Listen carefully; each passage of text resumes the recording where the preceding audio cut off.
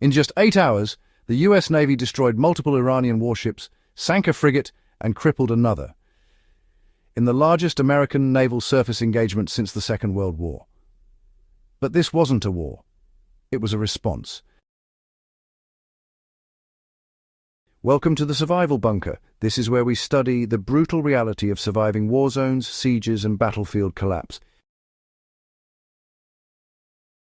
Today we break down how one mine strike triggered a naval operation that honestly permanently altered the balance of power in the Persian Gulf. Operation Praying Mantis, executed on April 18, 1988, was not a prolonged campaign. It was 8 hours of calculated, sequenced naval force that destroyed Iran's operational surface fleet in a single day. We will reconstruct every phase: the trigger, the planning, the strikes, and the strategic consequences, all from the documented operational record. The trigger, USS Samuel B. Roberts. 4 days before Operation Praying Mantis, on April 14, 1988, the Oliver Hazard Perry-class frigate USS Samuel B. Roberts, FFG-58, was transiting the central Persian Gulf, escorting reflagged Kuwaiti tankers under Operation Earnest Will, the U.S. Navy's ongoing mission to protect neutral shipping from the escalating Iran-Iraq tanker war. At 16:15 local time, the Roberts struck a Soviet-designed M08 contact mine. The explosion sent a 250-foot column of water into the air, cracked the ship's keel in 3 locations, flooded the main engine room, and nearly broke the 4,100-ton frigate in half. 36 sailors were wounded. Through 12 hours of improvised damage control, sailors manually stitching the hull with cables and shoring bulkheads by hand, the crew kept her afloat. No crew members died. U.S. Navy divers subsequently recovered additional mines in the area. The mines were traced directly to Iranian origin through lot numbers matching Iranian inventory records. The evidence was unambiguous. The U.S. response would be equally unambiguous. The decision to retaliate was made at the highest levels of the Reagan administration. The operation would target Iranian oil platforms being used as military staging and surveillance bases in the Persian Gulf, and would engage any Iranian naval forces that responded. It was given a name drawn from a predatory insect known for striking with lethal precision: Operation Praying Mantis. The operational design for Praying Mantis, well, it really reflected the asymmetry of the situation. Iran had been conducting a sustained campaign of mine-laying, fast-attack boat harassment and platform-based military operations against neutral shipping throughout the tanker war. The U.S. response, on the other hand, was structured not as an act of war, but as a proportional military action, targeting specifically the infrastructure Iran had been using to conduct those operations.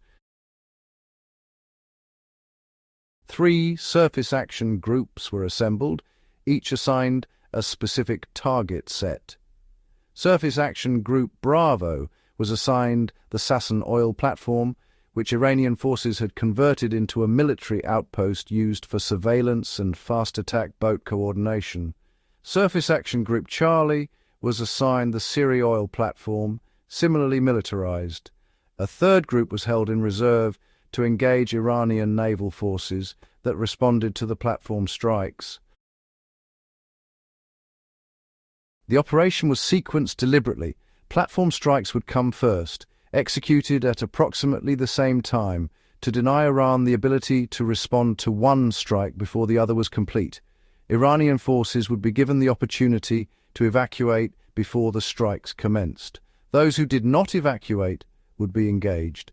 Any Iranian naval vessel that moved to engage U.S. forces would be treated as a hostile combatant. The entire operation was to be conducted within a single operational day, not because of time pressure, but because the objective was a decisive demonstration of capability rather than the opening phase of a sustained campaign. The platform strikes. At approximately 7:55 on April 18, 1988, Surface Action Group Bravo approached the Sasson oil platform and issued a warning over radio, giving the Iranian garrison time to evacuate.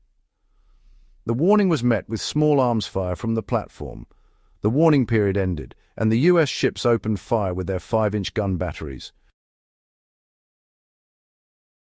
The engagement was brief and one-sided. After the initial gunfire suppressed resistance, a Marine Corps boarding team from USS Wainwright fast-roped onto the platform, secured it against remaining personnel, and planted demolition charges. The platform was destroyed. Simultaneously, Surface Action Group Charlie approached the Siri platform and followed the same sequence: warning, resistance, gunfire, boarding, demolition. The Siri platform was also destroyed. Both platforms had been documented as Iranian military assets used to coordinate surveillance and fast attack operations against tanker traffic. Their destruction removed 2 nodes of Iran's Persian Gulf operational intelligence infrastructure simultaneously. Iran was not silent. Within hours of the platform strikes, Iranian forces began responding, and the operation entered its second phase. Iran strikes back. The Iranian response came in the form of Boghamar fast attack boats, Swedish-built civilian speedboats that Iran had militarized with heavy weapons and used extensively throughout the tanker war for hit-and-run attacks on tankers and support vessels. Multiple Boghamar craft moved to attack a Pakistani-flagged supertanker, MV Willie Tide, and a Panamanian tanker in the vicinity of the operation. U.S. Navy aircraft from USS Enterprise, CV-6, operating in the Gulf of Oman as strategic reserve, were vectored against the Boghamar force. A-6 intruder attack aircraft engaged the fast attack boats with Rockeye cluster munitions and cannon fire. Multiple boats were destroyed or heavily damaged. The surviving craft broke contact and withdrew toward the Iranian coast. The fast attack boat response had been expected and planned for. Its neutralization was rapid, but, Iranian command had made a second decision, one that would define the operation's outcome. Iranian surface combatants were ordered into the fight, warship against warship.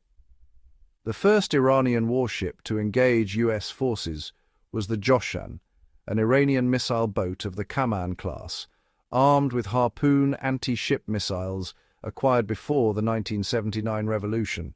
At approximately 1300 hours, the Joshan fired a single Harpoon missile at the U.S. surface group, the first hostile missile fired at U.S. Navy vessels in the Persian Gulf conflict.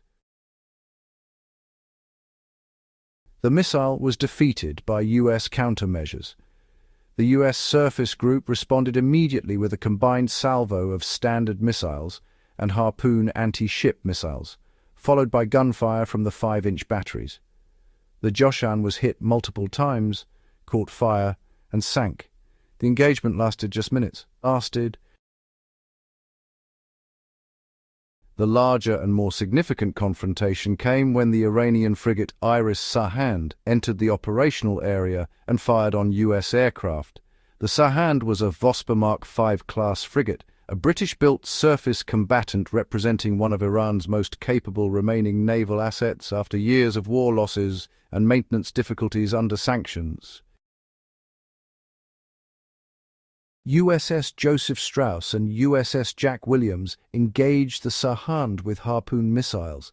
At the same time, A-6 intruders from Enterprise attacked with Skipper laser-guided bombs and additional harpoons. The Sahand was struck multiple times, and fires quickly reached her magazines. At approximately 9 o'clock in the evening local time, the Sahand exploded and sank, taking a significant portion of her crew with her. A second Iranian frigate, Iris Sabalan, the same vessel whose crew had been documented welding mine casings to the hulls of neutral tankers throughout the tanker war, subsequently entered the operational area. A Navy A-6 intruder attacked the Sabalan with a laser-guided bomb that struck her engine room, leaving her dead in the water and burning. US forces were ordered not to sink the Sabalan, a deliberate decision reflecting the operation's proportionality objective. The crippled frigate was towed back to Bandar Abbas. By the time Operation Praying Mantis concluded on the evening of April 18, 1988, the operational accounting was precise. Iranian losses included 1 Cayman-class missile boat sunk, 1 Vosper-class frigate sunk, 1 Vosper-class frigate crippled and mission killed, multiple Boghamar fast attack boats destroyed, and 2 oil platforms demolished. Iran's ability to project naval force in the central and southern Persian Gulf had been effectively eliminated in a single operational day. US losses were, 2 aviators killed when their AH-1 Cobra helicopter crashed during the operation, the only American fatalities of the day. No US surface vessel was sunk or put out of action.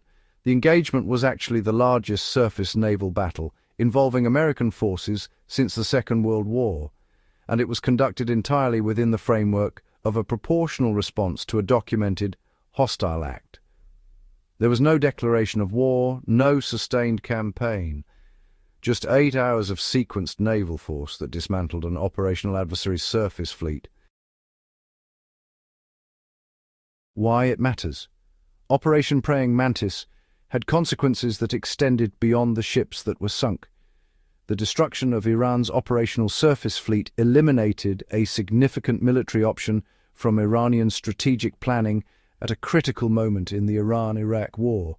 With its navy effectively neutralized and the US having demonstrated both the capability and willingness to conduct major surface engagements, Iran's strategic position, it deteriorated rapidly.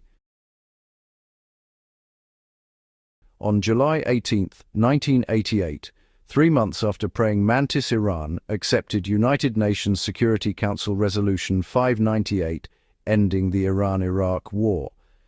The causal relationship between Praying Mantis and that decision is not direct, but the operation's role in accelerating Iranian strategic reassessment is documented in subsequent analysis of Iranian decision-making during that period.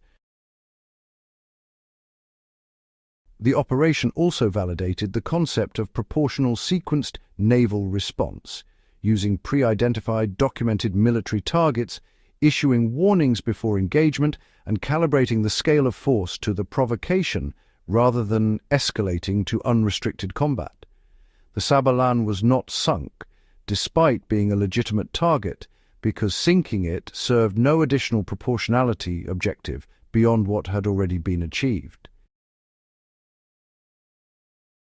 The lesson of April 18, 1988, is not simply that the US Navy is capable of decisive naval combat.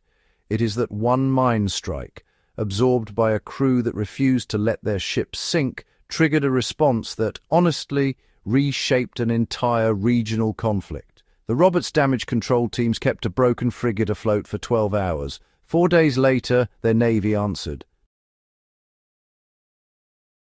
Naval power is not measured in tonnage or missile count alone. It is measured in the will to absorb a blow, stay afloat, and respond with overwhelming precision. The USS Samuel B. Roberts hit a mine on April 14, 1988, and nearly broke apart in the Persian Gulf. Her crew saved her with cables, timber, and 12 hours of unbroken damage control. 4 days later, Operation Praying Mantis answered the question of what happens when you mine a US Navy ship and survive it. The answer took 8 hours to deliver. Iran's surface fleet did not survive it. If this briefing gave you a clearer picture of how a single tactical event can trigger strategic consequences, subscribe to the Survival Bunker and share this video. Every share puts this research in front of someone who, takes military history seriously. Hit the notification bell, and we will see you at the next briefing.